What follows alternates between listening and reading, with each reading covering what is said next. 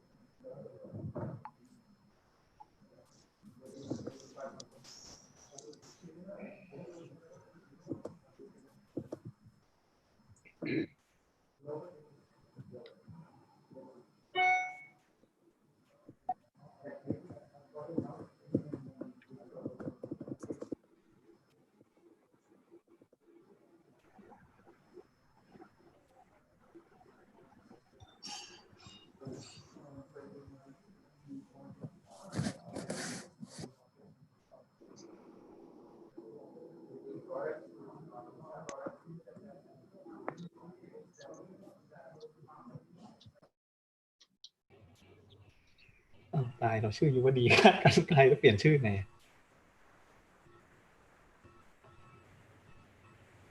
เว็บของ SECI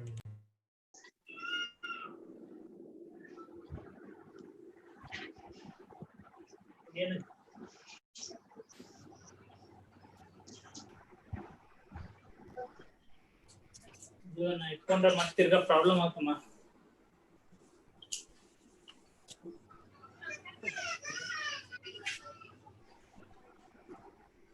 ಯಾಕೆ ಏನೇ ಹಾ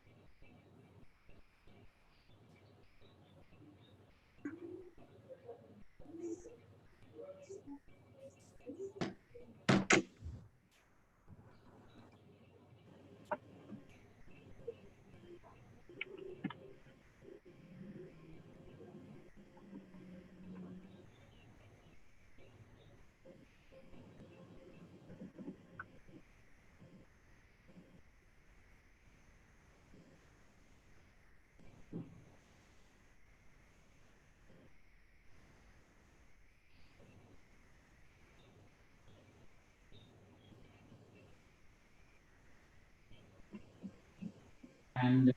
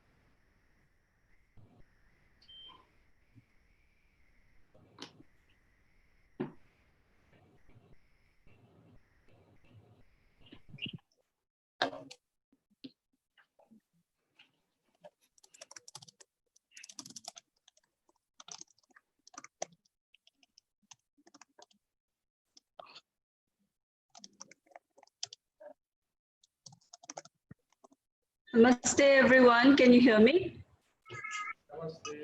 Yeah, loud and clear. Namaste. All okay. Yeah. Very clear. Yeah. Hi, good to see you all. We'll be starting shortly, so hang on a bit.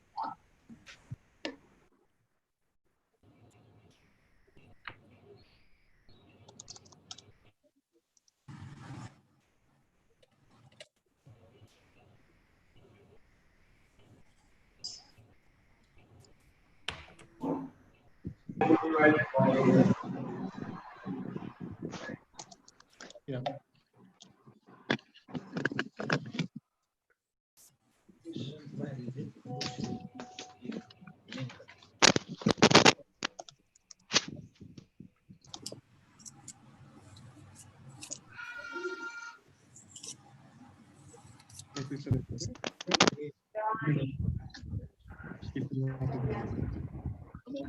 reimbursement.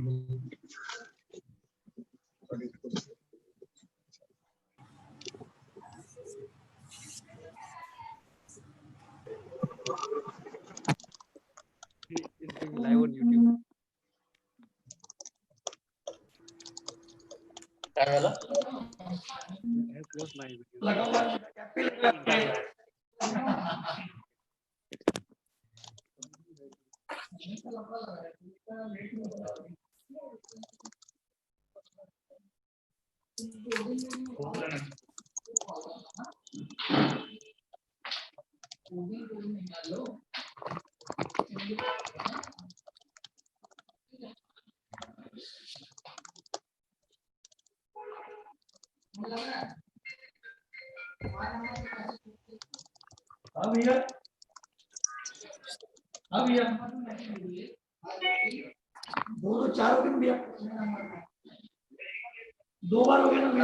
Good afternoon, everyone. I request everyone to mute your audio.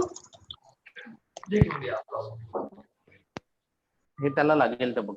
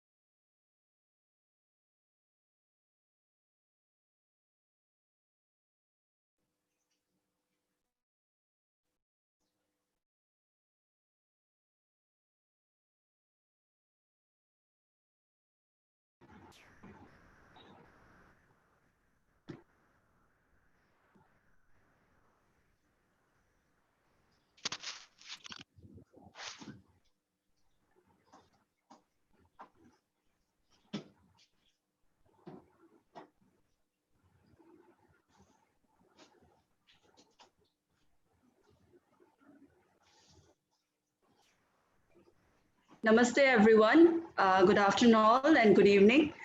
It's good to have you all here and see you. Old friends, new ones too, back here.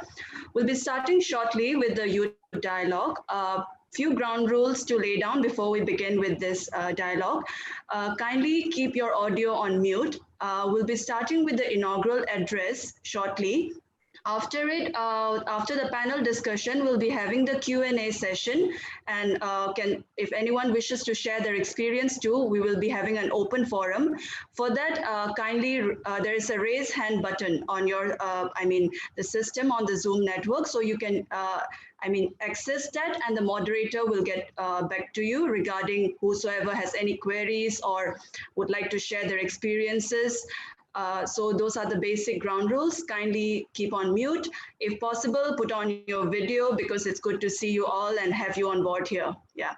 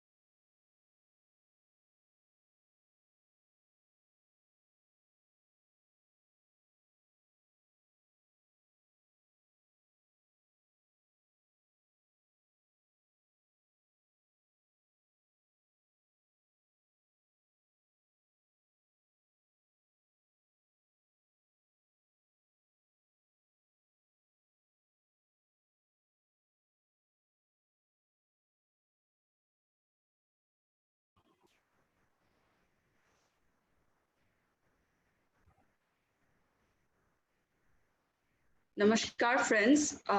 We begin with the ASEAN India Youth Dialogue today. People are still joining in, but as it's already 4:07, we begin with the session today.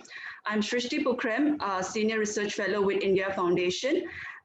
We here at India Foundation, this is a very new initiative which we are taking up, the virtual dialogue with ASEAN India Youth Dialogue, which we are calling it as. So as you might be all aware of it, like we have few new members here too, but most of them are alumni of the previous two ASEAN India Youth Summit. So India Foundation, we have organized the past two previous summits in collaboration with the ASEAN Secretariat and the Ministry of External Affairs, Government of India, the two youth summits. The first one we hosted in 2017 in Bhopal, Madhya Pradesh. The second one last year, that is 2019, in Guwahati, Assam. So it has been quite an enriching experience for, I'm sure, for every one of us. But in times of crisis, in times of such a pandemic, we have nowhere else than to meet virtually. We would have loved to host you all again for the third summit, but I guess that has to wait for a bit, but I'm sure it will happen in the near future. Just to talk a bit about the ASEAN India Youth Dialogue.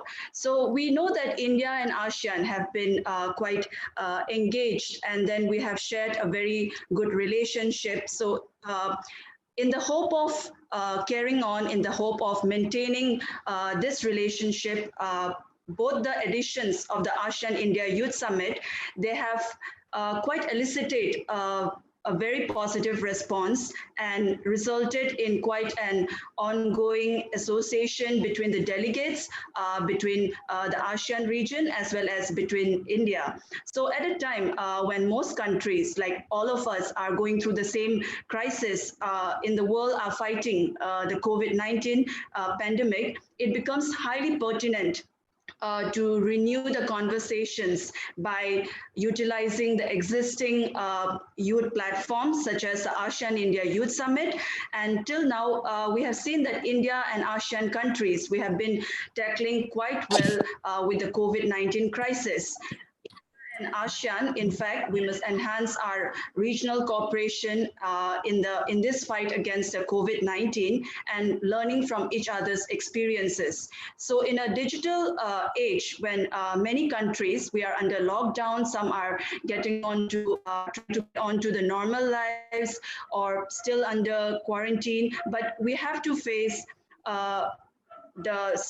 the situation, and then we have to engage more, take this conversation forward. So this is an effort of India Foundation to bring in the youth of both India and ASEAN on this virtual network. We hope that the 3-day dialogue, which is starting today, the 10th of June, will be engaging, and we request all of you to participate in all the upcoming 2 days too, because it's good to have you on board, and it's good to see you all back here in the same forum, and we as the young minds of both India and ASEAN engage and have more conversation and take this dialogue forward. May I now request Major General Dhruv C. Katoch, Director, India Foundation, to take over the proceedings. Thank you, Shrishti. Namaskar, ladies and gentlemen. It is my proud privilege now to introduce Sri Ram Madhav and to invite him to deliver the inaugural address to this, the first edition of the ASEAN-India Virtual Youth Dialogue. Sri Ram Madhav is very well known to perhaps all of you. Many of you would have interacted with him personally, or at least heard him speak at various forums, and would also have read the innumerable articles he writes, which are published by three media houses in India and abroad. His commitment to aviation started at the very age of 17 years, when he volunteered for the Rashtriya Swam in 1980. He earned his diploma in electrical engineering and thereafter a graduate degree in politics from the University of Mysore. He has worked as a journalist for over 20 years with the RSS-sponsored publications and has authored many books, the most recent being Uneasy Neighbors, India and China After 50 Years of War. He has been a member of the National Executive of the RSS and is currently serving as the National General Secretary of the Bharatiya Janata Party. Sri Ram Madhav is also a member of the governing body of India Foundation, which, as you all know, seeks to articulate Indian nationalistic perspective on issues of national and international importance. Indeed, he is the driving force behind the foundation and has brought up our think tank to international prominence. A thinker, writer, speaker, politician, and strategist, all rolled up in one, it is my proud privilege to welcome Sri Ram Madhav and request him to deliver the inaugural address. Over to you, sir. Thank you, Major General Dhruv Katoch. My greetings and namaskars to all the young friends who have assembled from all the 10 ASEAN countries as well as from India. We were looking forward to meeting in a physical space for the 4th ASEAN-India Youth Dialogue, but due to this coronavirus situation, we had to turn to this digital platform to have this virtual meet of the youth leaders from ASEAN countries and India. I welcome all of you to this new edition of the virtual dialogue, but I look forward to a regular physical ASEAN-India Youth Summit taking place either later in this year or definitely in 2021. You are all youth leaders. It is sometimes said in a very charitable manner that youth are the future of a nation. I would probably like to put it differently. Youth are not the future anymore. They are the present of the nations in the world today. It is the youth that molds the destiny of the nations. They play a very critical role in shaping the futures of many countries. Countries in the ASEAN region are, as civilizations, very ancient countries. some of the countries, in fact, I would say almost all the ASEAN countries have a history that goes back into several millennia. We have had highly enriched civilizations in our respective countries, great cultures, great religions. We all take pride in our ancientness.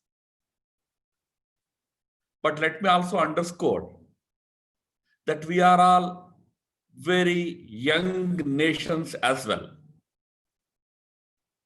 When I say young nations, we are countries with massive youth bulge. India, like the other ASEAN countries, is also an ancient nation with a history of several millennia, but a country ever youthful, ever energetic, with more than 50% of its population being below 35 years of age. In fact, many ASEAN countries also today boast of a youth bulge. They do have massive youth populations. ASEAN together has about 30% young population between the age group of 15 and 35. If you take people below the age of 15, this population of the young people will probably be on par with that of India's youth population. So we are ancient yet young countries. Youth of these countries have a huge responsibility in molding the future of all our countries. ASEAN, as we all know, is a grouping of 10 nations. A fairly diverse group of countries. If you look at individual nations in the ASEAN grouping, they don't speak the similar language. Their cultures are different. Their histories vary. Yet, they all came together to create a very stable and strong coalition in the Indo-Pacific region. The guiding principle for the ASEAN unity is united in diversity. Meaning, while ASEAN nations as individual nations have their own individual persona, they have their own identity, they have their own cultures. In the ASEAN grouping, they are all together, but their individual identities matter, they are respected, and it is a grouping of diverse countries. They are united with a purpose. We in India also very fondly talk about this unity in diversity as a principle. India is also a very diverse country with people speaking at least 18 languages nationally recognized and close to 4,000 different dialects. There is vast diversity in the country in terms of religions, in terms of traditions, food, dress, in everything. India is a microcosm of various different cultures, traditions, languages, and rituals. Yet, as a nation, we are united, we are one. We also cherish this idea of unity in diversity. Interestingly, we two regions, India as a country and ASEAN as a group of nations, have had strong bilateral relations. It is almost 28, 29 years since India and ASEAN have come together to have bilateral understanding relationship. But let me tell you, friends, that the relationship at the level of our people, of our cultures, of our civilizations dates back to the beginning of the Christian era.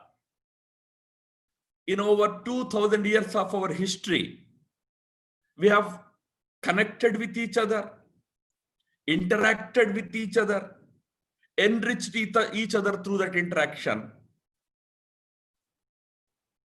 It is a relationship based on values, shared values, common destiny. This is the principle that has guided the relationship between India and the ASEAN group of nations. In fact, the religions that all of us share, whether it is Hinduism or Buddhism or Islam or Confucianism or Christianity,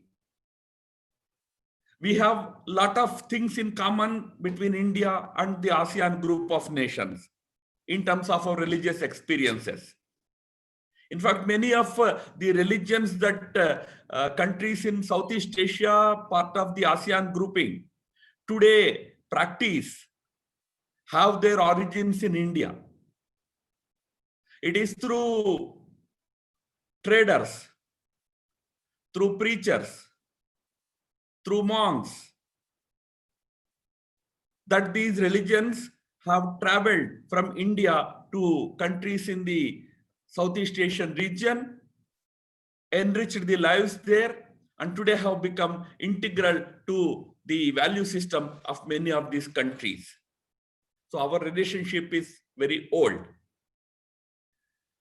Together, ASEAN and India are working on many fronts today.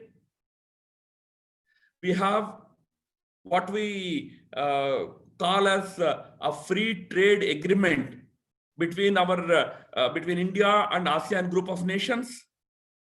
We have a strong bilateral trade to the tune of almost $100 billion. We both are situated in a region which is the most happening region in the world today, the Indo-Pacific region. India is an Indian Ocean country, and I don't hesitate to say that today Indian Ocean has emerged as central to the politics in the region. It has emerged as the central geopolitical region, geopolitical ocean in this region in which we live. And in Indian Ocean, India's centrality is undisputable. But then, beyond Indian Ocean, the Indo-Pacific, the confluence of two oceans, the Pacific Ocean and Indian Ocean, together has emerged as the global epicenter. Whereas Indian Ocean has emerged as the epicenter of the region, Indo-Pacific today has emerged as the epicenter of the entire world. And the centrality of ASEAN group of nations to this Indo-Pacific region is again undisputable. We are two entities who have become the most sought after entities in the world today. We are geographically located in the region that is the most happening region in the world today. So we have a responsibility individually and together to work for the well-being of this region. Indo-Pacific region in which we all live today should be peaceful. it should be inclusive. It should be prosperous. And it should be secure. India, under the leadership of Prime Minister Modi, is actively pursuing the policy of Act East in order to achieve this objective of creating a peaceful, inclusive, prosperous, and secure Indo-Pacific region. In this, the role of the ASEAN nations is also very critical, because as the world leaders acknowledge, ASEAN is the pivot to the Indo-Pacific region. Together, India and ASEAN nations have to work and strive towards achieving that objective. In the process, the challenges that we face are not small. We have the economic challenges. The COVID and its effect has caused a huge economic distress in the world. We will be facing the after effects of this economic distress.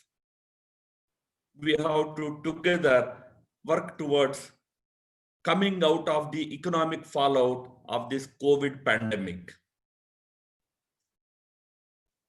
We also witness the gathering storm or gathering clouds of new Cold War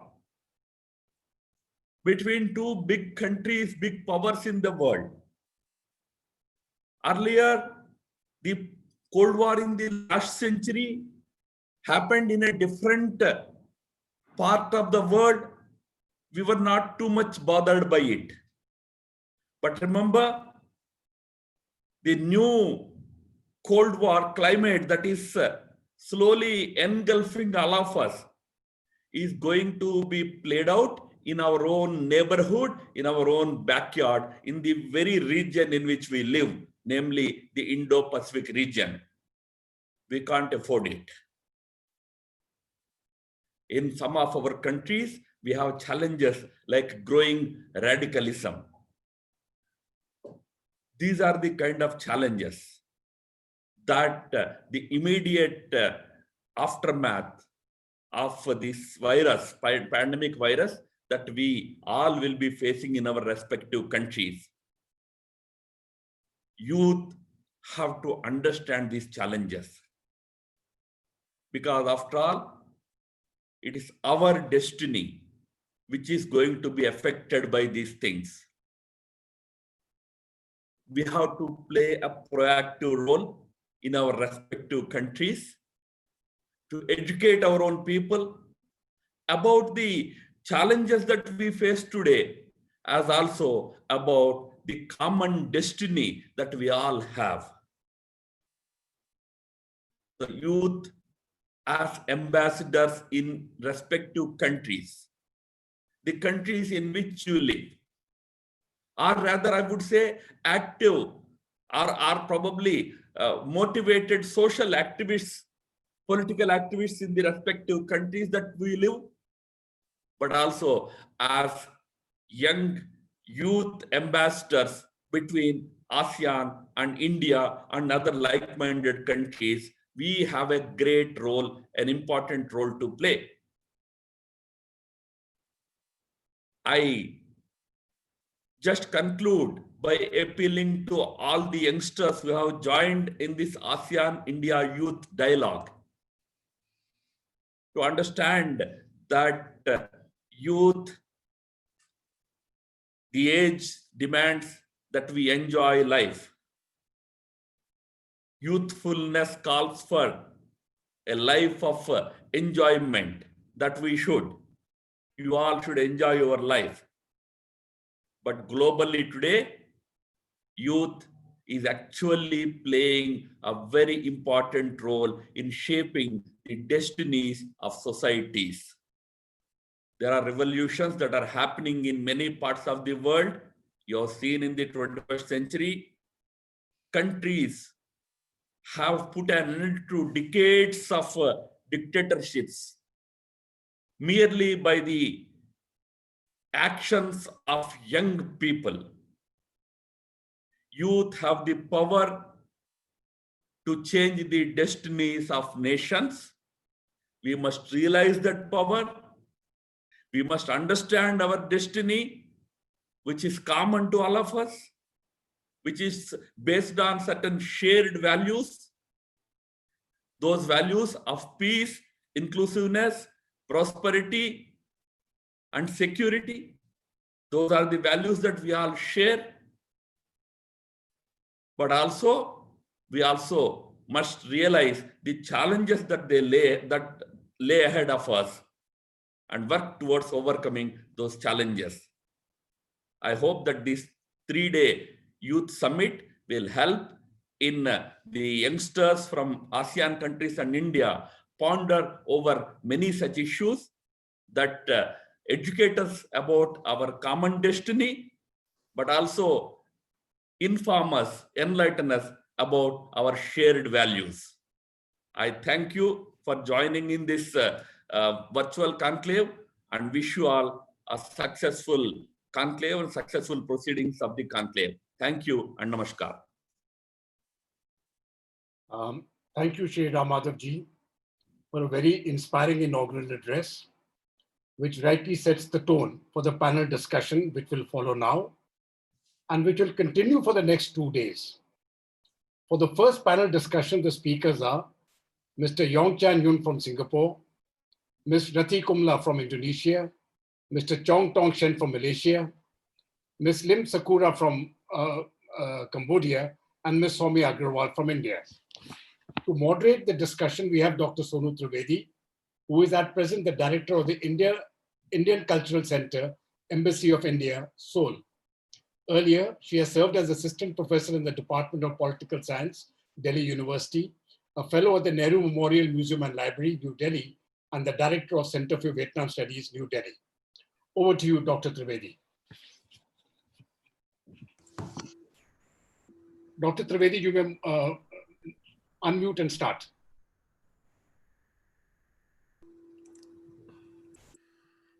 Thank you. Thank you, sir. And let me, first of all, congratulate India Foundation for taking this initiative. And many, many thanks to Sri Ram Madhav ji for giving me this opportunity and the Team India Foundation for converting this entire crisis period into opportunity. And it's a great privilege to participate in this very first session of ASEAN India Youth Summit. I hope everyone, all the participants who have joined here today are all safe and healthy. And let me begin by just saying that though we have an expert panel consisting of youth leaders from ASEAN countries and India also to speak upon the issue, but let me quickly initiate the discussion by briefing all about the Southeast Asian country responses in general. Let's take the example of, say, Vietnam, Thailand, or Singapore. They've been successful enough in limiting the virus, and they have tackled the emerging socioeconomic challenges robustly. But some of the countries like Indonesia, Cambodia, and Philippines are still struggling to cope up with it. We'll have an elaborate discussion during the panel discussion. And let me also add to this that it is believed that institutionalized collaboration between India and ASEAN countries will enable two-way knowledge sharing, exchange of technical expertise, and transfer of best practice norms to mutual benefit. Although it remains too early to predict the geopolitical consequences of COVID-19 for Asia and the world, but let's dwell upon the Indian response to the ASEAN region in particular. And so far as the response of India to the region is concerned, in fact, the COVID-19 pandemic offers an opportunity for India to ramp up its public diplomacy in Southeast Asia and show its willingness and wherewithal to undertake mutually beneficial collaborations. Ultimately, this would help India to broaden and deepen the scope of its Act East policy. Overall, India's broad spectrum of diplomatic outreach during the pandemic is noteworthy. The Modi government has aptly focused on key foreign policy priorities and regional interests. As we witness the potential decoupling of United States and China ties, the crisis presents an opportunity as we see the potential to expand the groupings like Quad into Quad plus one, or these days we are talking about Squad, which is Singapore plus Quad, and the increasing representation of the key regional middle powers. Over the past decade, ASEAN has emerged as the core areas of interest of New Delhi within the ambit of its Act East policy and the Neighborhood First policy. Prime Minister Modi has directly spoken to his counterparts in ASEAN countries like Vietnam, Singapore, and Indonesia to discuss health and economic challenges. India has also agreed to supply HCQ tablets to Malaysia and received donation of around 30,000 COVID-19 testing kits from Singaporean companies. Similarly, Indian Embassy in Manila has also been very active in providing supplies to the university students and regular citizens. New Delhi has actively engaged with ASEAN through multi-sectoral initiatives in the domains of traditional and non-traditional security issues. These must now be furthered within the context of the COVID-19 pandemic. Let me end here and call upon the panelists from each country to share respective actions and responses that the countries are undertaking. And let me call upon Mr. Yong Chang Zoon from Singapore to speak about the Singaporean response to the COVID crisis. Mr. Zoon, if you're there, please unmute yourself. And meanwhile, let me also introduce him. Mr. Zoon is a founding director of Access Singapore, a social mobility non-profit organization, and currently he serves as its head of partnerships. This non-profit organization supports underprivileged youth in their career exploration through a series of workshops, site visits, attachments, and mentorships. He's currently an undergraduate at Yale NUS College and also the president of the Southeast Asian Society there. He was awarded a full merit-based scholarship by the Singapore Ministry of Home Affairs. He was also nominated by the National Youth Council to represent Singapore at the second ASEAN-India Youth Summit in 2019. Mr. Zoon, over to you now.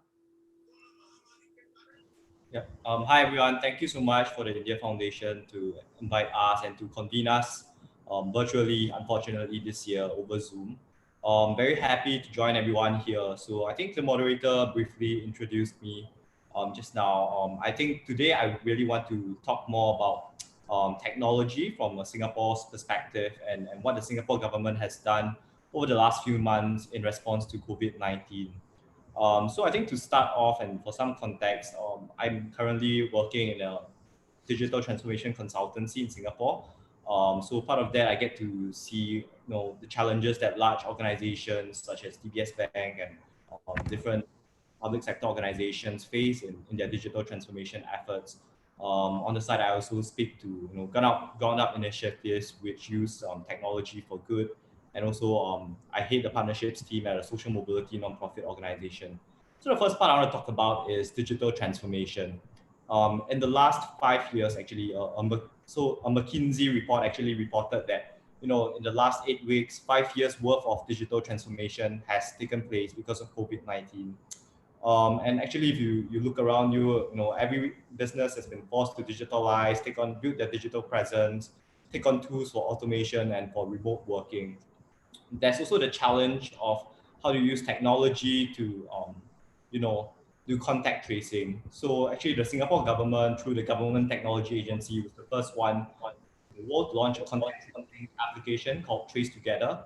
And it is looking at distributing wearable technology to every citizen to facilitate contact tracing efforts in the coming weeks or months. And besides Trace Together, another thing they have developed is Safe Entry, which is something that you check into when you enter different shopping malls, places, and it's also part of the strategy to ensure that contact tracing of infected individuals is safe and efficient. And I think the third part I want to talk about is on healthcare, the healthcare industry and how it has been impacted by COVID-19. So admittedly, there has been a huge surge of cases, and also there's that limitation of how individuals and that healthcare professionals have to maintain social distancing to prevent the disease from spreading very quickly within the premises. So actually an application that the digital transformation consultancy that I work in developed for Sing Health is called the MyCare app, which really empowers patients to access the information on their own, so they don't have to ring the bell and contact the doctor or the nurse to give them information. And it also serves as a platform to aggregate requests and reduces unnecessary trips for nurses and doctors. So these are some of the really small steps we all can take in different industries to automate and also to digitalize as we respond to COVID-19. The other part of that is really talking about the startup ecosystem. And in Singapore, the Singapore government in its latest budget announcement announced a 265 million Sing dollar package in terms of funding for promising startups, especially those in the deep technology area. And this is really important because startups have traditionally been your source of innovation and disruption. And if you let COVID-19 wipe out all of them, when we start to recover, we'll lose a tremendous source of talent and innovation within different industries. So that's a top-down approach to supporting the startup ecosystem. A bottom-up approach is really, over the last few weeks, several venture capitalists and startup founders, accelerators have come together to start this Mentor for Hope initiative, where they pair up different startups with successful founders, successful venture capitalists, so that startups can still benefit from the source of advice, refine their business models, products, and emerge stronger after COVID-19. So, and the other part of the whole digital transformation is also about small and medium enterprises, especially those in the food and beverage industries and retail industries. So the government has announced like this digital resilience bonus and go digital funding between 5 to 10,000 Sing dollars, for these enterprises to adopt technology solutions, especially F&B and retail industries, which have been badly hit since your footfall in different places have been hit drastically, and everyone's like switching to deliveries. And actually, like, I guess on that note, really, digitalization is not an end in itself, but really a means to a better life and livelihoods, which is why digital inclusion is also equally important as much as we talk about digital transformation. So I think when COVID just broke out, some of the low-income students that we work with at Access Singapore were sharing with us that they do not have access to laptops. And actually that was something felt across Singapore. The government initially had plans to make like laptops available to every household. And because of COVID-19, it had to accelerate those plans to make laptops, internet connection accessible to everyone, regardless of their income. So that's one part. The other part is really the elderly. The elderly have traditionally lagged behind in adopting technology, and social distancing measures means they can't go out, they can't meet their friends and do their usual activities.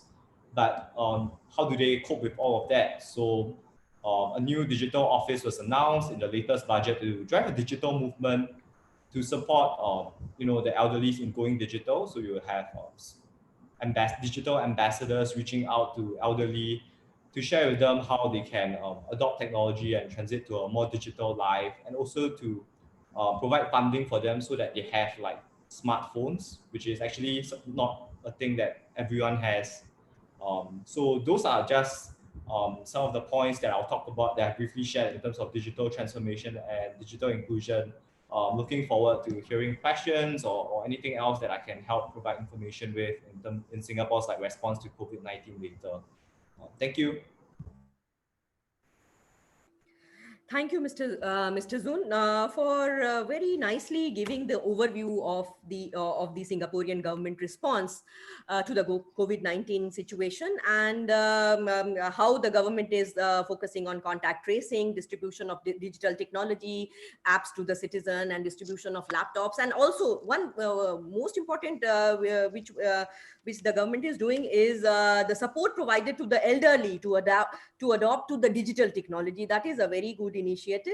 And also how the healthcare facilities have been expanded, and it is being provided to all, and also the opportunities for the new startup business, for the new startups to start their business. So these are some of the very important points that you have pointed out. And now let's move to the second panelist, who is from Indonesia. Rati Kumala. Rati Kumala is Indonesian author. Since 2003, she has written 7 fictions. One of them has been translated into English, German, and Arabic. Other than fiction, she also writes screenplays for numerous drama series and films. Since 2007, she has been actively involved in the creative industry. Now she is head writer of a studio production company in Jakarta. Over to you, Rati Kamala. Okay. Hello, everyone. Thank you, Ms. Trivedi, and thank you, Indian Asian Youth in Dialogue, to invite me and meeting you all online today. In this opportunity, I would like to talk about youth and creative industry in Indonesia during COVID-19. So in early of March 2020, the first patient of COVID-19 is discovered in Depok, Indonesia. They are a pair of mother and daughter who soon received intensive medical treatment, and now they both living and healthy. Unfortunately, our government was a bit too late to take action since the discovery. The order to do self-quarantine was not soon. Instead, we were waiting until mid of March 2020. And at this point, the suspect of the new patient is roughly to hit around 300 people. And that spread just within 2 weeks. The self-quarantine that started for just 2 weeks, then extended to be a month, and then 1.5 months. And up to today, we've been staying home for 3 months. Our government officially put label of our stay-at-home activity as PSBB, or Pembatasan Sosial Berskala Besar, which literally translated into English as wide scale of social limitation. The term of work and school from home is starting to popular among people. And I think just like the rest of the world, we then rely on internet and technology to communicate with each other. Some are lucky to be able to do their work from home, but many are not so lucky since they have to do daily physical work in order to make a living. In creative industry, for example, and this is the field that interests most of Indonesian youth, experiencing the impact, considering the industry demands to do daily physical work to maintain the business. The selling of creative industry goods, such as batik, silk, handcraft, leather goods, silver jewelries, and etc. Suddenly it all stopped since people put off their willing to buy things other than primary needs, such as food, water, and electricity. No one can predict how long the pandemic will go on and how long everyone must stay at home and survive from our savings. Those who live from art, such as actors, musicians, film crew, writers, also experiencing the impact. This part of creative industry affect many layers in entertainment and broadcast. Film production and regular TV program must be stopped. And as a result, national TVs decide to rerun their old programs in order to fill in the empty slots. Musicians and theater groups that have had planned to schedule to perform, now they must postpone it until unlimited time. While the book industry decreased until 70% of the selling. Some of the publishing house even must massively lay off their employees for not being able to pay their salary. It all happened within only 2 months since the day we stayed at home. However, these hard times also makes the youth to creatively thinking to still exist in order to survive the pandemic. It might not be 100% recover or normal, but at least their names and their products continues to be heard as the sign that they are still in this industry and constantly working. Well, interestingly, since COVID-19, the function of technology is being used maximum by the youth, not only to communicate, but also doing online seminars, talk show, even tutorials. Some are paid, but mostly free.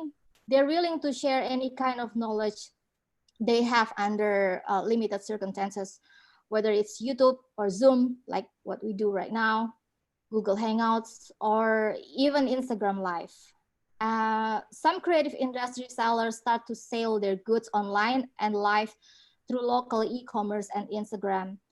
And in this case, career service takes a very important role to keep the economy runs, while filmmakers now create movie online, self-recording movies, which creatively design, all characters only meet online is produced.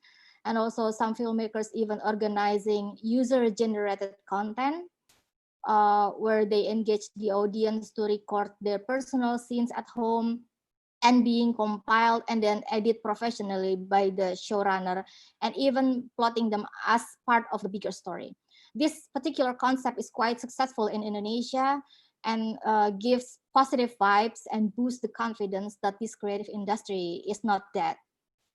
More than that, the musicians takes part by making online concert where each of them are from home. They do this to raise funds for those who get impact of COVID-19, such as losing their jobs, contracting the virus, losing their houses for not being able to pay their rent after losing their jobs, and even to do mutual cooperation to make free cloth face masks. Actually, starting today, our government decides to loosen the wide scale of social limitation rule, or this PSBB rule. Some of the public places such as mosques and offices starts to normally operate. However, many of us are worried for the second wave of COVID-19 that yet to come.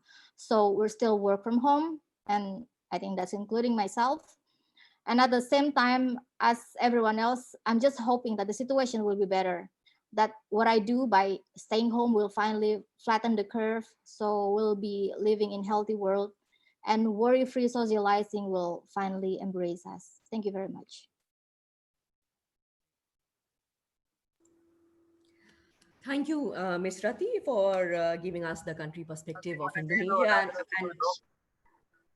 and also focusing on the creative industry, youth and creative industry in Indonesia, the crisis that they are facing, and also the opportunities, how the creative industry people, how they have adapted to the digital technology, and how they are using it for online concerts and movie screenings, and how the youth have also started to organize events and participate in YouTube Live, Hangouts, and online sessions on different platforms. So many thanks for giving this perspective. And now let's move to the third panelist, who is from Malaysia, Mr. Chong Tong Sheng. Chong Tong Sheng from Malaysia is an international speaker, youth diplomat, and global education specialist. He's the founding member of the United Nations Conference on Trade and Development's Youth Action Hubs and co-convener of the ASEAN-Australia Education Dialogue. In 2018-19, he served as a special advisor to a member of Legislative Assembly in Penang. He advises a number of Penang-based private colleges on international business and engagement strategies. He was an invited member to Duke of Edinburgh International Award Foundation's roundtable convened by His Royal Highness, the Earl of Wessex, to provide his expertise and knowledge in shaping the future of non-formal education programs in 2019. Over to you, Mr. Chong. Well, thank you very much, Dr. Trivedi, for the very wonderful introduction. Your Excellency, distinguished guests, ladies and gentlemen, friends, brothers and sisters from across Southeast Asia and India. First and foremost, Assalamualaikum, Salam Sejahtera, and Namaskar. Good morning, good afternoon, and good evening, depending on where you are located at. It's a great pleasure to be here, and I just wanted to start by first thanking the India Foundation for the opportunity in the first India ASEAN Youth Summit. So I was from the first summit, which was held in Bhopal, and I still remember my experience there fondly. A great time. And of course, just wanted to also thank the India Foundation team at the moment, Srishti, Siddharth, and Shruti, for inviting me to come and speak. So if I may share my screen, because I do have presentation slides.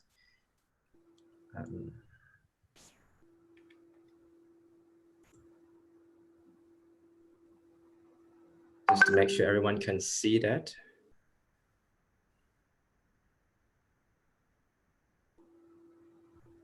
Okay, So I'm just going to give a quick overview in terms of Malaysia's responses to COVID-19, both from a health aspect and also an economic aspect, because I think both aspects are absolutely crucial.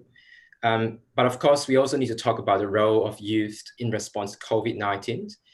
The technology part, of course, my friend from Singapore, Adriel, did talk very fondly about that. It's a very important role. Youth engagement, where to from now? I think this is important for us to really reflect. But last but not least, I would really end my quick overview on, what are the reflections and key messages. Now, as of now, in fact, just an hour ago, I was watching the live press conference from the Ministry of Health, Malaysia. At the moment, the total cases of the COVID-19 are 8,329 cases. We have 6,694 recoveries, which means that there are 1,538 still active infections with 170 death cases. So that's a quick overview in terms of the statistic of COVID-19 cases in Malaysia. I just wanted to start by highlighting the fact that the health responses of COVID-19 is being led by a professional, a public servant with the name of Dr. Noor Hisham. He is the Director General in the Ministry of Health. Now, why do I say this is important? Those of you who are aware of international news, you would have aware that we have a change of government, which means a change of political party, ruling party over the last few months. Now, by having an expert who is a doctor himself to actually lead the health response has ensured stability and consistency when it comes to responding to such an important crisis. Of course, we also have enforcement measures that is being led by a senior minister from Security Council, Dr. Sri Ismail Sabri Yaakob. So what, in general, the nutshell is, I would divide it into three phases. And this is the terminologies not given by myself, but the government has created this terminology, and I explain to you what does that mean. On the 18th of March, this is where the Malaysian government announced what we call the MCO, Movement Control Order. Now, basically what this means is a very restricted movement in many areas across the country. In fact, in all countries, all areas across the countries, right? And then because of the recovery, and there's a number of measures that's been taken place, on the 4th of May, the government introduced CMCO, which means Conditional Movement Control Order, which means a slight restrictions. Now, just on last Friday, the 5th of June, this is where the Malaysian Prime Minister has announced what we call a RMCO, which means the Recovery Movement Control Order. Obviously, this signifies something about Malaysia's recovery, but of course, Malaysians are still taking very precaution steps in responding to this and dealing with the crisis. I must acknowledge the fact that this is not just the federal government's role, but in Malaysia, we do have the state governments, the local governments, or what we call the municipal council or city councils, police and enforcement officers, more importantly, the frontliners who are playing an absolutely important role in ensuring that we can cope at this crisis. So from an economic aspect, stimulus packages has been introduced since March. And the latest one, which has also been announced on the 5th of June, is what we call Penjana. And if you literally translate Penjana in English, it means generator. Generator obviously signifies the government's intention to generate more jobs, generate more incomes for people after, many of the close downs of small businesses and the challenges faced by people. But what's more relevant to young people from this particular program is the $2 billion upskilling programs to those who are unemployed. I think this is absolutely crucial, and that is directly linked to what we call the skill sectors, the TVET, which is the Technical Vocational Education and Training sector. The role of youth in COVID-19 is absolutely crucial from a Malaysian perspective. I myself and many friends, I've seen how they've really committed to contribute to the community through volunteerism and community involvement. Now, this means working with welfare societies and also with welfare departments to distribute foods and daily needs to people who are in need. But I think more and more importantly is for youth to really play a role and as an active and responsible citizens obeying to the law, because at the end of the day, how great, how fantastic, no matter how great, how fantastic the policy from the government is, without corporations, it will not work out as well. I'll touch real quickly about the role of technology, startups, and entrepreneurship. Now, since the change of the new government, the Ministry of Science, Technology, and Innovation through Minister Kari Jamaluddin is actually investing and looking into ways to innovate, because this is a pandemic and this is an issue that we need to look into, and how do we cope with some of the challenges, and obviously through startups. GrabFood, of course, is through GrabCar, something that is quite common in Southeast Asia. It's one of the good examples of how technologies has actually assisted people during isolations. Zoom for meeting, of course, we have to thank Zoom because we are here today because of technology. From an ASEAN perspective, I think it is important to point out that youth and education is currently under the social cultural pillar of ASEAN. But I do think that as we go forward, it is important for youth to be included under the economic and the political security pillars, because at the end of the day, youth has a strong role to play across all these pillars. Now, why do I say there's no one-size-fits-all policy? Because as what the earlier speakers, our keynote speakers from the board of directors of India Foundation has mentioned, ASEAN itself is very unique. Each country, we have different political system, we have different cultures, we speak different languages. So it is important for anyone, including India, who are engaging with ASEAN, including young people, to actually ensure that there is a targeted approach. It is important to strengthen the strategy and also the relationship between ASEAN-India dialogue partnership. I do believe that youth has a bigger role to play moving forward. As all of you and some of you would have known, since 1992, there was the first launch of the ASEAN-India relationship, and which means that in 2 years' time, 2022, we will celebrate the 30th anniversary of the ASEAN-India relationship. So perhaps this is something for thought. Maybe youth can have a role to play when it comes to that celebrations. I just wanted to end my speech by talking a little bit about the reflections that myself and many young people has really thought about. I think we really need to think about, are we really concerned about the pandemic or the fake news? Of course, the answer is to both, right? But what we're looking at the moment is, because everyone is isolated at home, you spend more time on social media, spend more time on phones.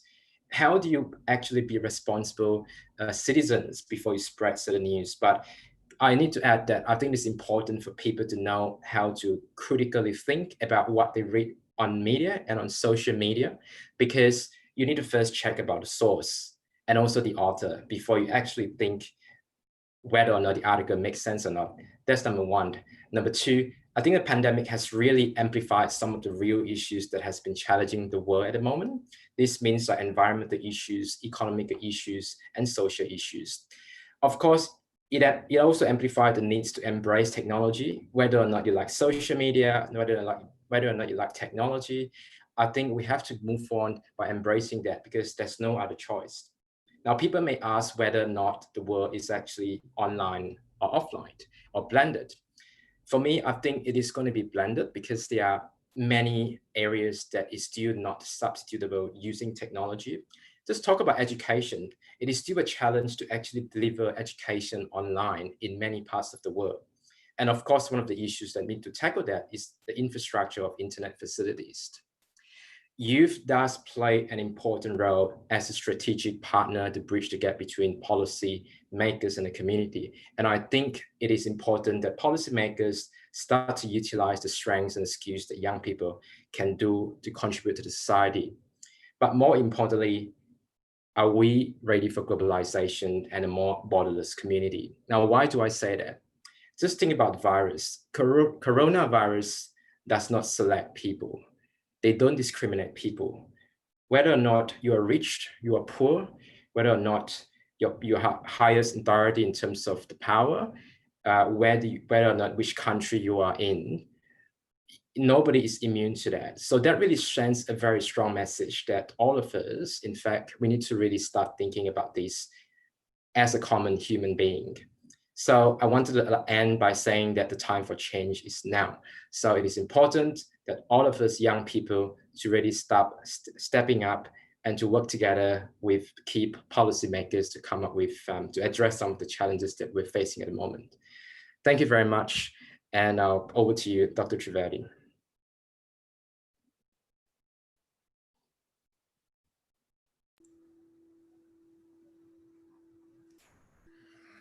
Thank you, Mr. Chong, for this wonderful perspective about the Malaysian government, the steps which are being taken by the government, particularly the stimulus package which you focused on, and also highlighting the role of the youth and role of the digital technology.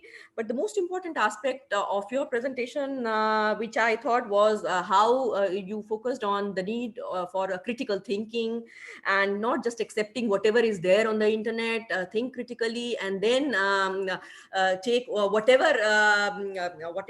facts are right and then grasp it, and also on highlighting the role of like how the social and economic issues and also the environmental challenges are now playing a very important role, and all those should be taken into consideration. And yes, the time for change is now, and we have to adapt to these changing time. With this, we now move to the second last panelist, who is from Cambodia, Ms. Lim Sakura. She's from Cambodia. She graduated from Cambodia and Japan with dual Bachelor's of Art degree in Law and Public Administration. And also she has a dual Master's degree in Private Law and Business Administration. Since 2015, she has become the owner of First Solution, which is a recruitment agency in Cambodia. Over to you, Ms. Lim. Thank you. Yeah, hello everyone. First of all, I would like to thank you, Indian Ministry of External Affairs, ASEAN Secretary, and Indian Foundation to the inaugurate and organize this ASEAN-Indian Youth Dialogues, and to give a chance to be one of the panelists today. And let me briefly introduce myself. My name is Lim Sakura from Cambodia, and currently I'm an entrepreneur who ran the HR consultant in Cambodia nearly 5 years since 2015. And let me have a short report regarding to the COVID-19 in Cambodia.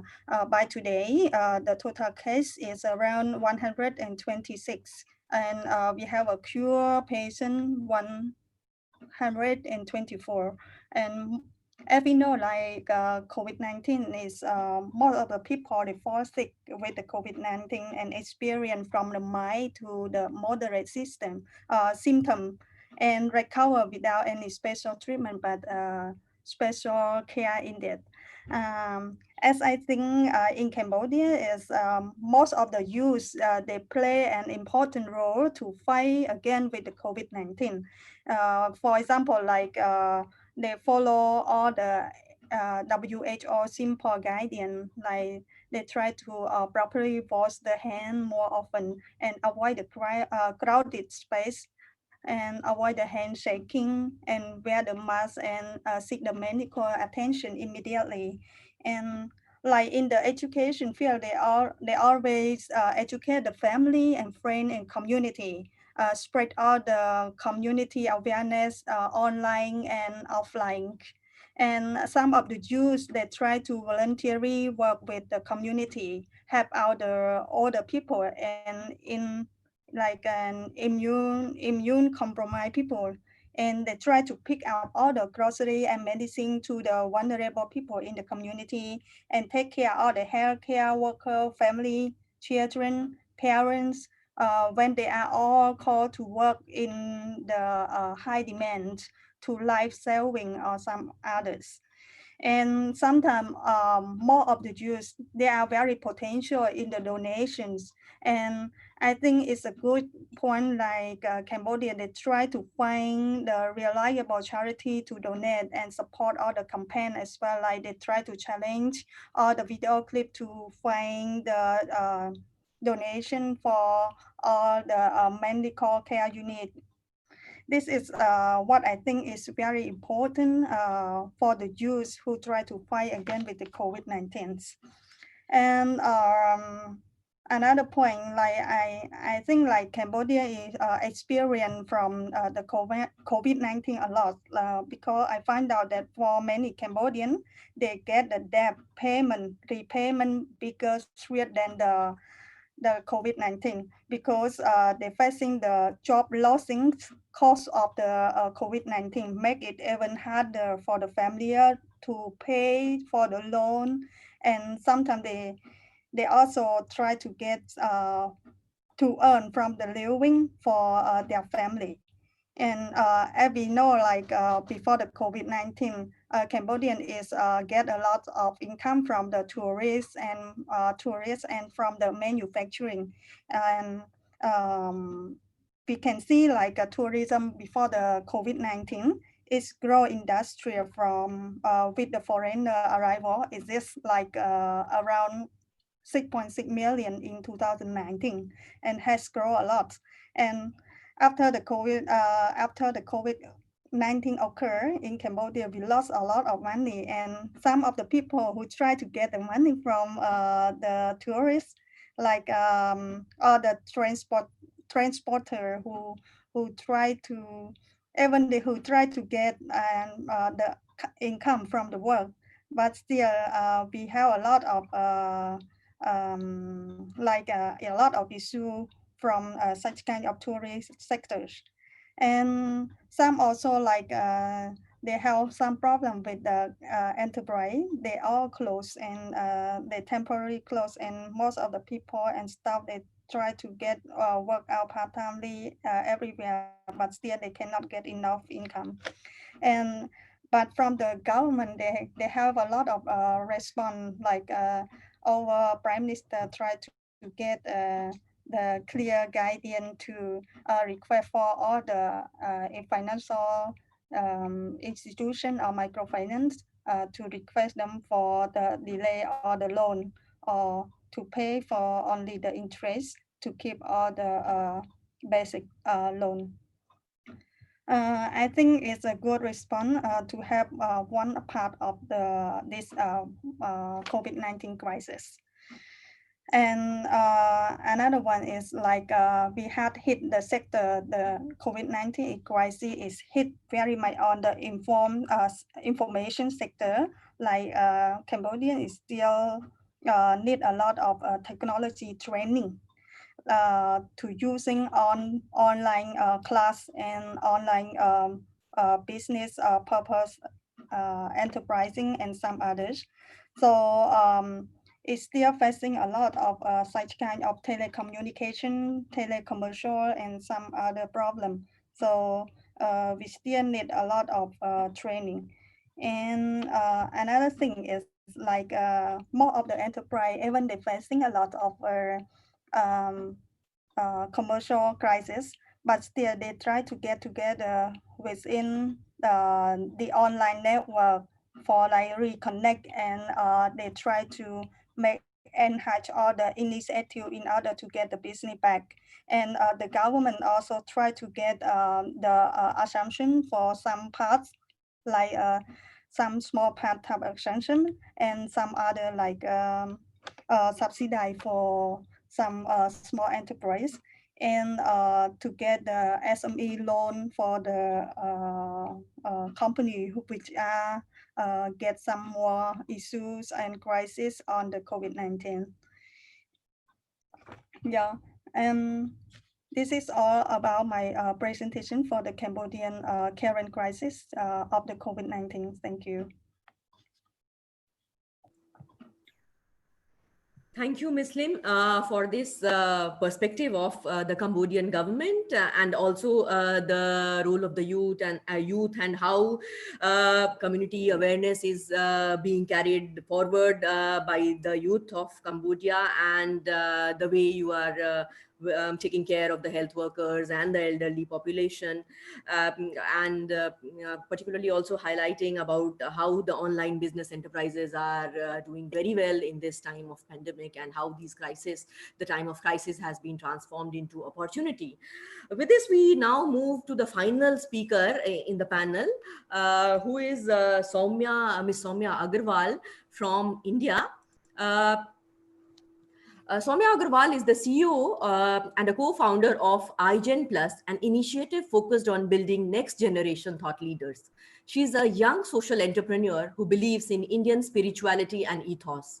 She also serves as the executive advisor of Gateway Education Delhi, which is based at NCR, providing affordable quality education. She has developed Manifesto, a card game on electoral politics. She has also written several articles in newspapers and web magazines on important national issues. Soumya graduated from Lady Shri Ram College, University of Delhi in sociology. Over to you, Soumya. Namaste, everyone. Thank you so much, Sonuji, for the introduction, and India Foundation for inviting me to the first ever virtual Indo-ASEAN Youth Summit. It's definitely a pleasure to be here. Talking about India's response to COVID-19, I want to reflect more with the respect to technology. As most of us know, India is a house to the poorest of the poor and the richest of the rich. And we have a diverse population coming with different cultural backgrounds, coming with different financial backgrounds. And I believe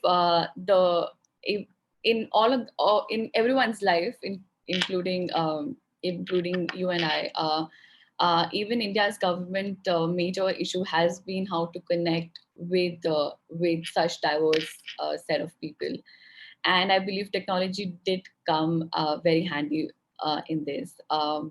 So talking about how Indian government ensured that each or one of us, the entire population of our country is connected with the government. There were multiple initiatives taken by the government. One of them, very famous, is the Arogya Setu app, which is sort of a mandatory application to be downloaded by all of us, and it helps us to keep a track of who all are safe, who are not yet affected by COVID-19, and who are the people who have the possibility, and who are the people who had COVID-19. And there are certain technological innovations within that app. If you're close to a COVID-19 patient, it pings and it rings your phone so that you're aware, and you sort of take care of that. Another very important aspect launched by Indian government, very quickly done in a very short span of time, has been the issue of movement pass online. As I said before, India is a house to multiple, it's house to billions of people. And to ensure that most of us go back to their household, go back to their own house, and of people who are undergoing any of the health emergency are able to go to the hospital at the right time. There was this online platform which was curated, and the officials at the back end worked day and night to issue the pass within 15 minutes if the person is eligible of that pass. I personally used that pass for of my family members, and I saw the response. I applied for it, and in 30 minutes, I received my pass, and we were able to take my uncle to the hospital for an emergency. So that's definitely one way government has ensured that the citizens are connected. When we're talking about technology, we're also India has multiple inspiring examples of how various startups or various young entrepreneurs have shaped up their startups to meet the demands of the changing times. Very close, because I come from the education field, and I also followed this particular startup very closely, and I'm sure most of us would know about it. But it's called Byju's, and it's an online learning platform, and it's an amazing application which has content for a 3-year-old to a person who plans to apply for a high qualified entrance exam. It's the owner, the founder is it's the I think the youngest billionaire in Asia, somewhere like that. And the application has seen exponential growth.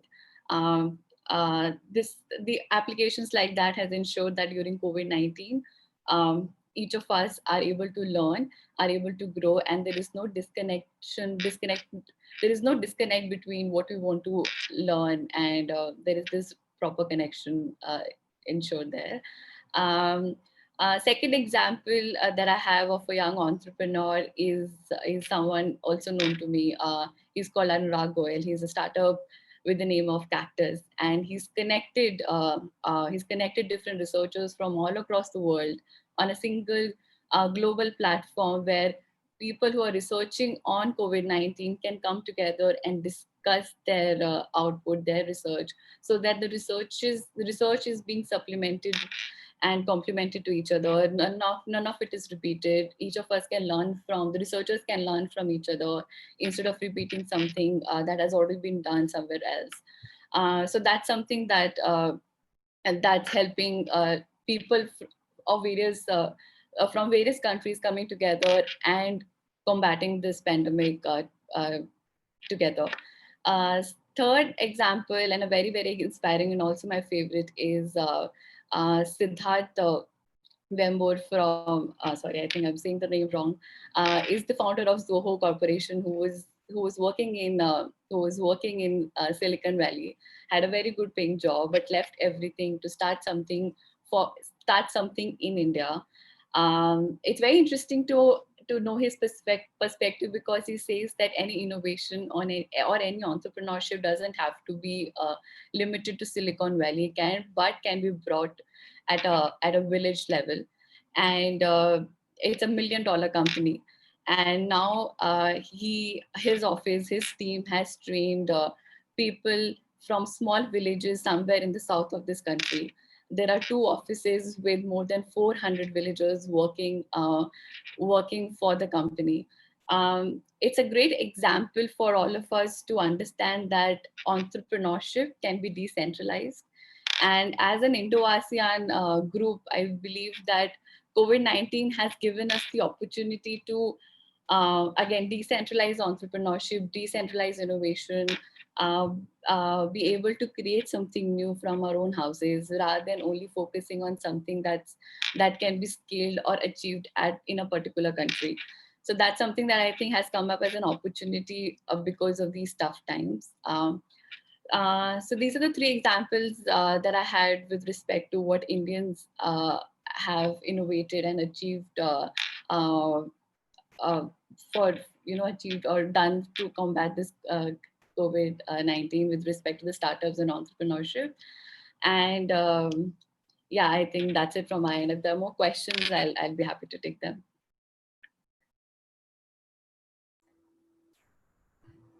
Thank you, Soumya, for your perspective, highlighting on the role of technology and giving some concrete examples like Arogya Setu, and also giving examples from some of the new startups that have come up in India. And maybe in the Q&A session, we will get to hear more from you. With this, we end the presentation by the panelists. But now we open the discussion to the other participants who are also present here. But before I open the discussion and invite the other participants to raise their questions and make their comments and interventions, let me briefly just summarize the main points which were raised by all the panelists from Singapore, Indonesia, Malaysia, Cambodia, and India. In fact, one common point that came up from all the presentations were that, yes, we are all moving towards digital technology, and that is the new normal that is coming up. And we all are adopting to this new normal, be it youth, be it the elderly population, and also the government and the entrepreneurs and all. They are all adopting to this new normal, which is the digital technology. And yes, work from home is a common feature in almost all countries of the world, and gradually we are adopting to it. And all the governments, in fact, they are coming up with some economic stimulus package to help the country during this crisis period. And yes, one again common point which came up was how this pandemic has offered new opportunities, particularly in the field of creative industries. And in fact, this was very well highlighted by a speaker from Indonesia, but that is not only a feature of Indonesia per se, but also in almost all countries. I'm sure all the panelists and all the participants would agree that yes, this has opened a great avenue for the creative industries, for the musicians, for the artists, and also for the people from film sector and other sectors.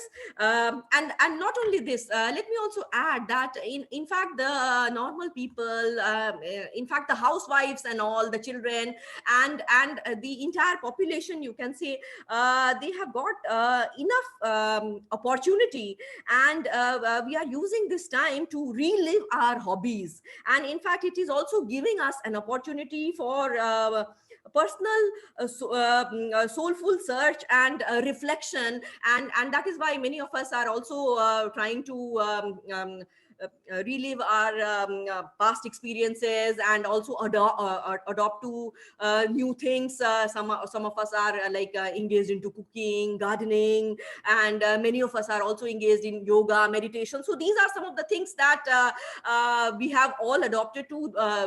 During normal times we were not getting enough time to get into all these things, but yes, this is now being used as an opportunity for our own soulful search. So, but the last point that I just wanted to highlight, which I think did not come up in the presentations, was how the government is adopting to this new normal by adopting to summit diplomacy. And in fact, cloud diplomacy has become a new normal so far as the governments are concerned. So not only internally, but they are also trying to engage externally with other countries, not only with our neighbors, but other countries in the world through this summit diplomacy. That is one thing which I think should be further deliberated and dwelled upon. With these words, I would now request the participants to please give their observations, comments, and if there are any questions. But I would also like to request that please, when you participate, please introduce yourself, unmute, and keep your questions or comments very precise.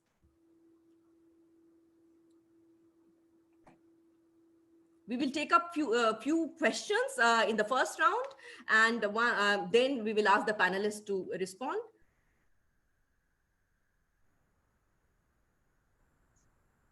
Is there any question, or you can just write it in the chat box? Any participant who would like to give any comment? Sonu, have a look in the participants. There are two who have raised their hands. Okay.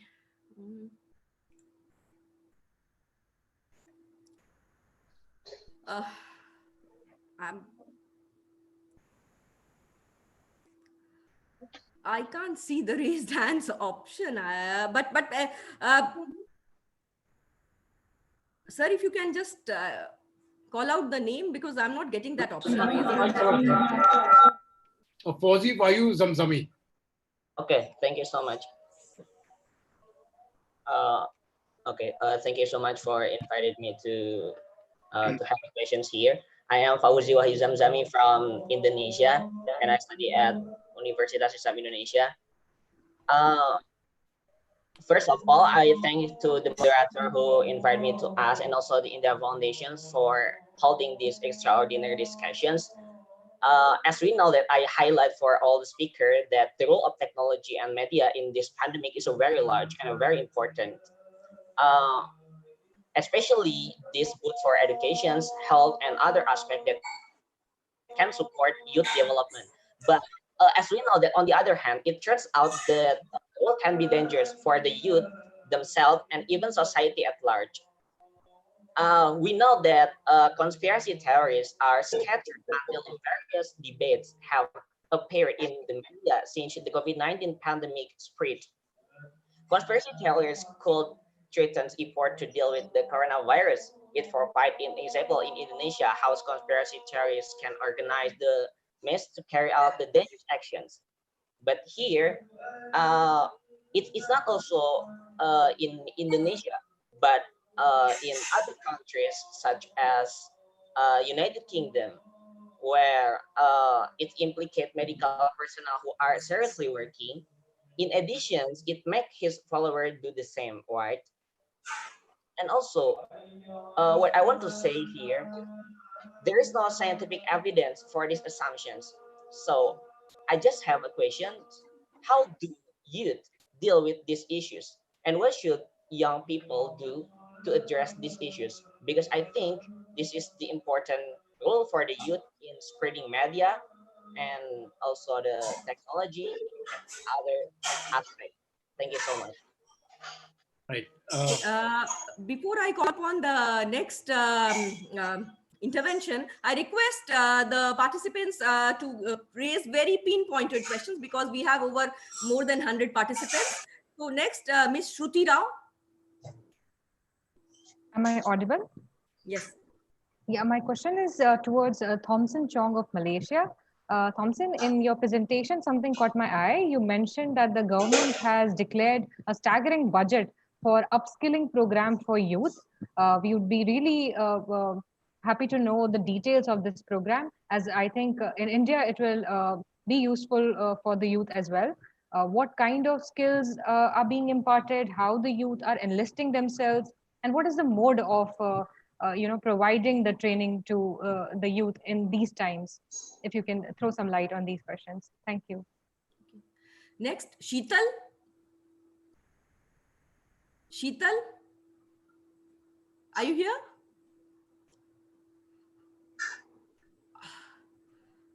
Okay, I think Sheetal, we are not able to connect. If you're here, unmute.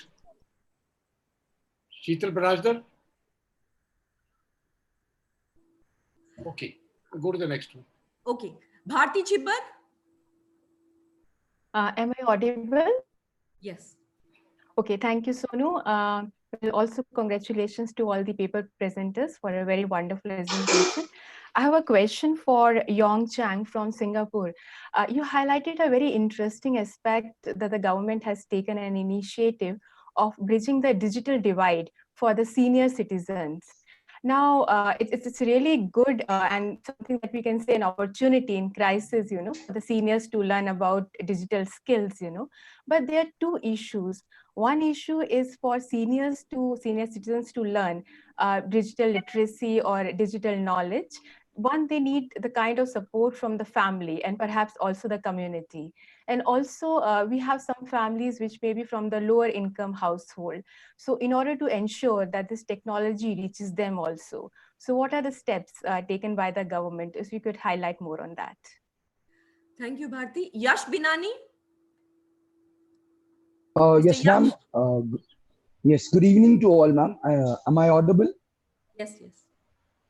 Yes, ma'am. As we can all see that the youth of the different parts of various countries and the various worked as social mobilizers, volunteers to fight this corona pandemic. As we can see, a proper lockdown was done by India under the leadership of the Honorable Prime Minister Narendra Modi ji. So how the other ASEAN countries and their panelists take India as a role model for the world, and how they can highlight the points that how is India doing, playing as a role model, showing a true path to other countries in the world. That's all. We will take these questions. I request the panelists to please respond to these one by one.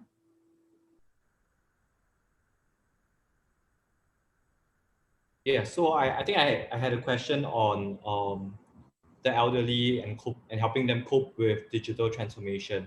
So the first part was on how you require your family and community to help. So I think for context, Singapore has a very large grassroots organization network.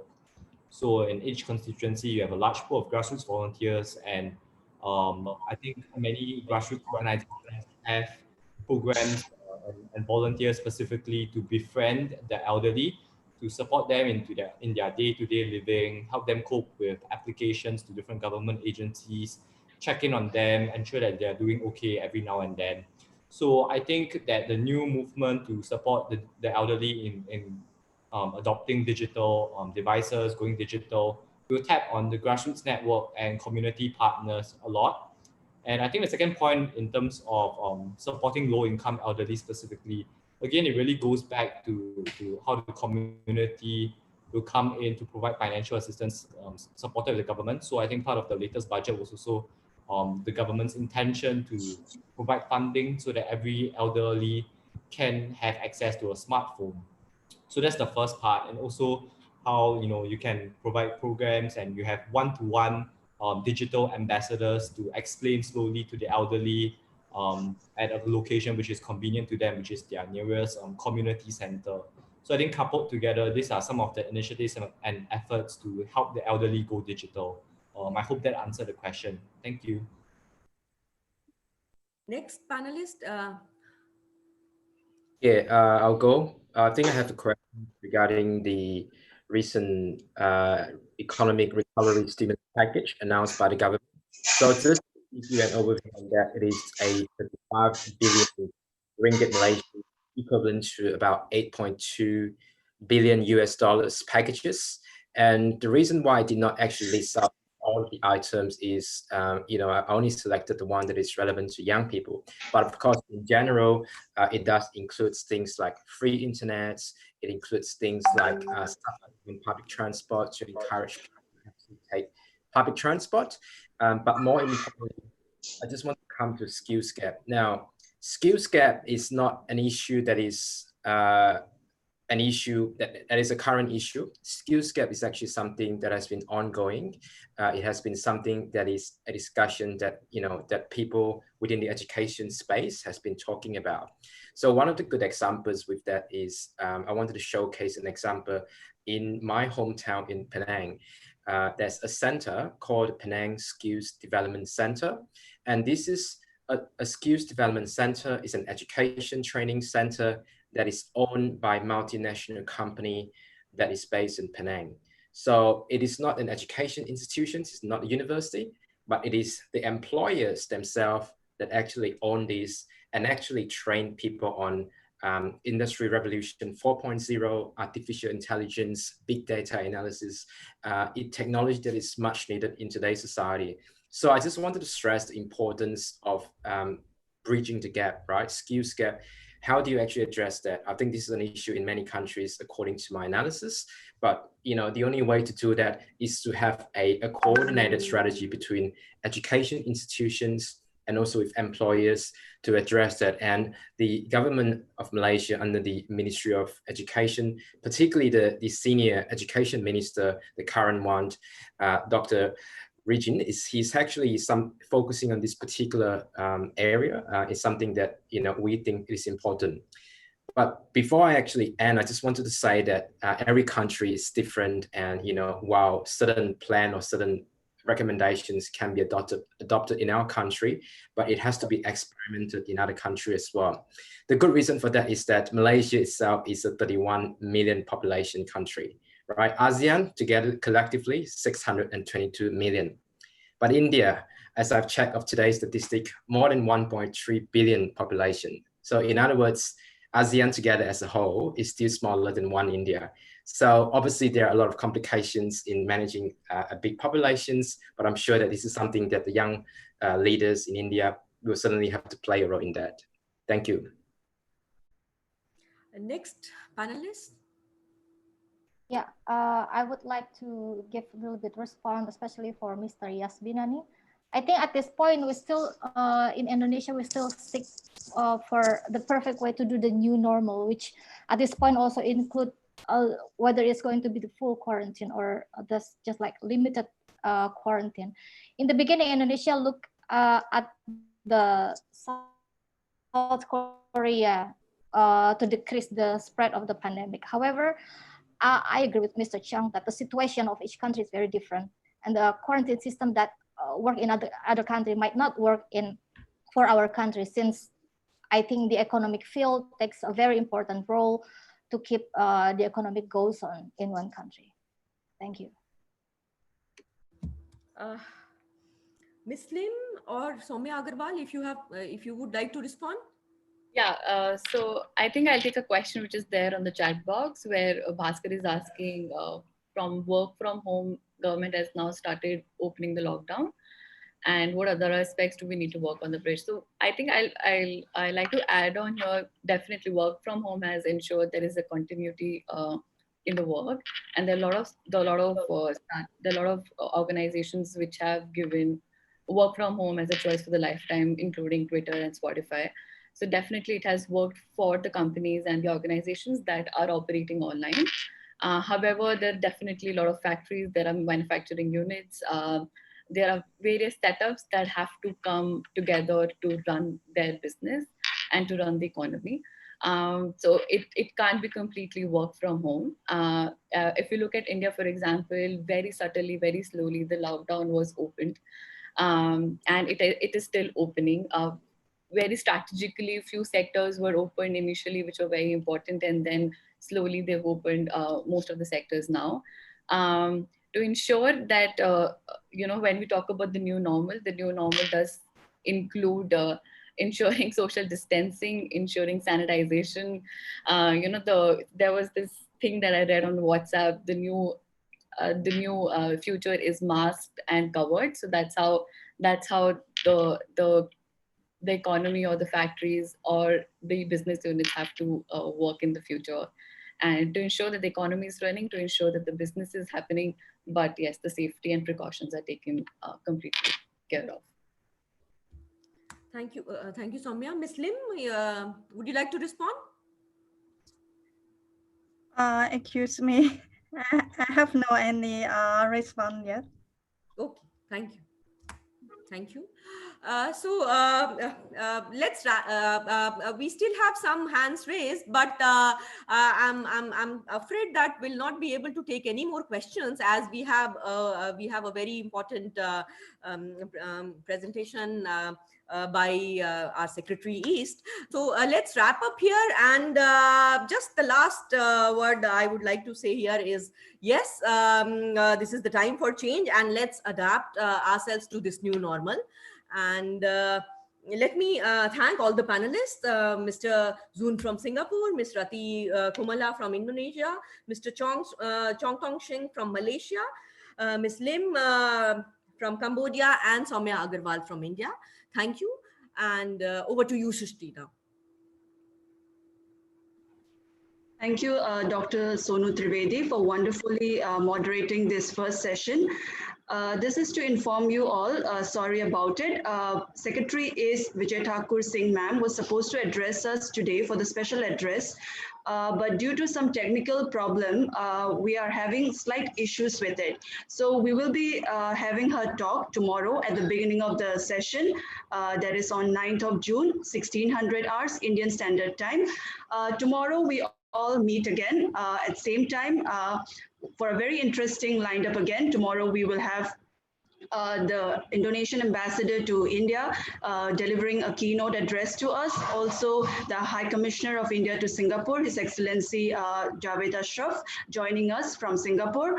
And we have a very interesting panel lined up from 4 ASEAN countries and India too. So friends, we look forward to having you all back again in the same forum, same time. And just to announce the panelists for tomorrow, we have Mr. Pianat Soikam from Thailand joining us, Ms. Minan Nguyen from Vietnam, Mr. Sebastian Partogi from Indonesia, Ms. Myanmar Mon from Myanmar, and Mr. Praked Arya from India. So hope to see you all back tomorrow again, and I hope you had a enriching dialogue today. I mean, quite a very interesting, I would say, to start off with. And till then, stay safe and stay well, and see you all tomorrow.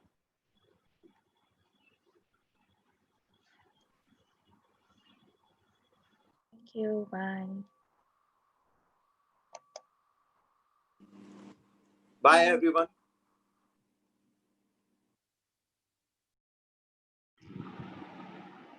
Bye, everybody. See you all tomorrow.